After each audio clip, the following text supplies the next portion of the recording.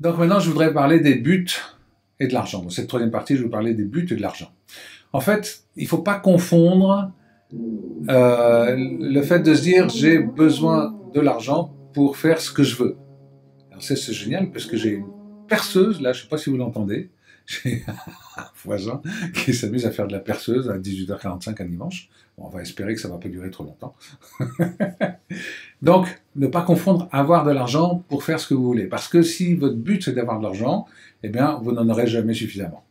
Et c'est là qu'en général, on confond. Il y a cette confusion. D'abord, je vais faire en sorte d'avoir de l'argent pour ensuite faire ce que j'ai envie de faire. Et donc, il y a toutes les chances pour que vous n'ayez jamais assez d'argent, parce que le système est fait comme ça, et puis parce que quelque part vous entretenez dans votre inconscient, je n'ai pas encore assez d'argent pour faire ce que je veux faire. Donc si l'inconscient envoie cette pensée à l'univers, ben, l'univers il dit ça, j'entends ça, oui, t'as pas assez d'argent pour faire ce que tu as envie de faire. Donc on continue comme ça. Donc c'est intéressant de se dire que le but c'est pas d'avoir de l'argent pour faire ce qu'on a envie de faire, parce que ça ne marchera jamais. En plus de ça, il y a l'importance. Vous savez, plus je vais accorder de l'importance à avoir quelque chose, quoi que ce soit, de l'argent, etc., plus je vais me retrouver projeté à l'opposé. Hein, c'est ce qu'on appelle l'importance, c'est les forces d'équilibrage en transurfing. Hein, vous avez déjà entendu parler de ça dans mes conférences, je pense. C'est que, voilà, une importance, c'est quelque chose qui n'est pas naturel.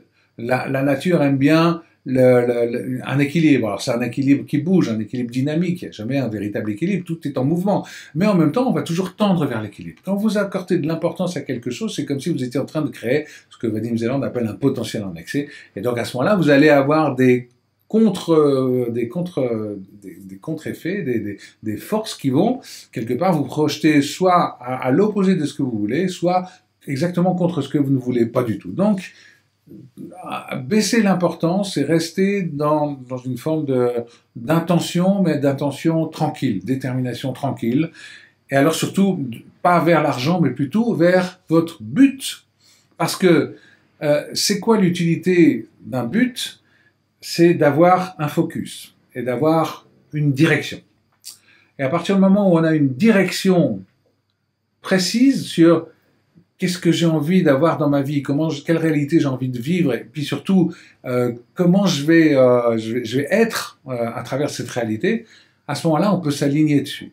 Et on va aligner non seulement nos actes voilà, et nos décisions pour aller vers ce but. Hein, au moins, il y a un focus. D'ailleurs, on vous dira toujours dans une séance de coaching qu'on ne commence pas tant que le but n'a pas été précisé et défini. On va vraiment prendre du temps pour définir un objectif. Mais une fois que cet objectif est défini, le fait de s'aligner et de pouvoir regarder, d'avoir ce focus, ça va quelque part dégager une énergie vers ce focus. Et donc à ce moment-là, on va pouvoir s'aligner. Alors pour ce but, je vais vous proposer un petit exercice, hein, un petit peu de réflexion là, un exercice inspiré par Sami Kallel, pas plus tard que ce matin, Sami avec lequel je partage beaucoup d'expériences autour du neuroquantisme, et c'est vraiment un ami cher et d'une créativité incroyable. Alors imaginez que vous avez une lampe magique là, la lampe d'Aladin, d'accord? Okay, donc vous imaginez ça, okay?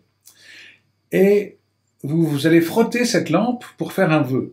Okay, donc là, je vous laisse 15 secondes, 20 secondes. Vous allez frotter la lampe et vous allez faire votre vœu. Okay, donc, quel est ce vœu que vous allez faire? Vous avez cette lampe entre les mains.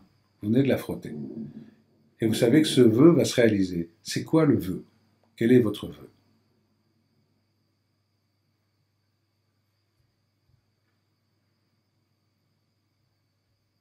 Peut-être que c'est pas facile déjà pour vous. Ce serait quoi votre vœu? La vie que vous avez envie d'avoir, c'est quoi?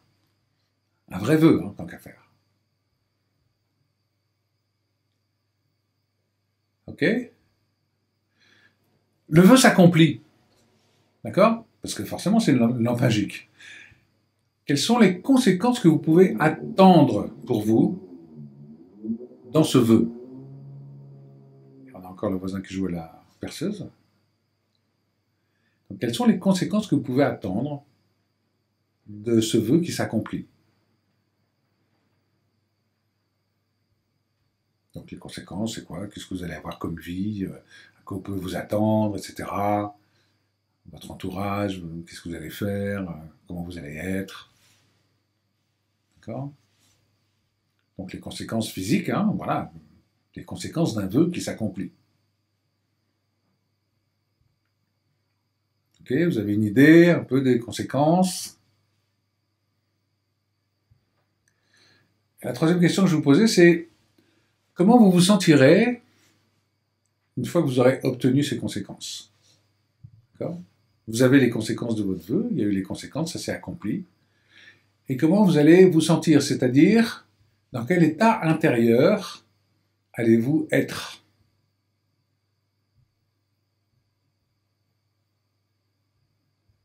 Donc à vous de mettre le mot en paix, serein, épanoui, heureux, etc.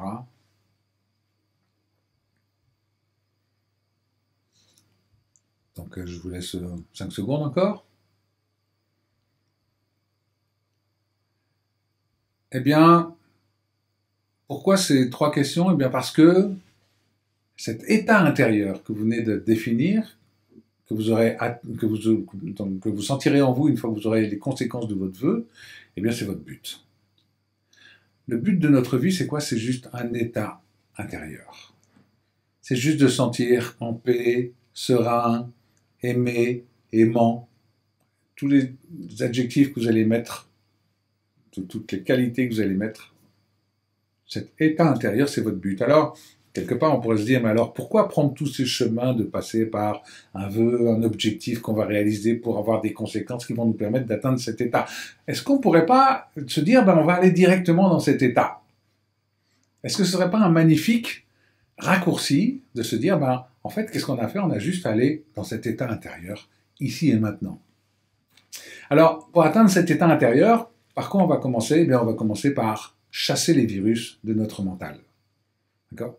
Parce que, effectivement, on a un conditionnement qu'on a reçu de toute notre éducation, à travers nos parents, l'école, les médias, les pressions, des lobbies, etc., etc. Il y a plein de choses qu'on a héritées de tout ça, mais le but derrière tout ça, c'est quoi? C'est juste, c'est juste de sortir de tous ces virus pour atteindre cet état.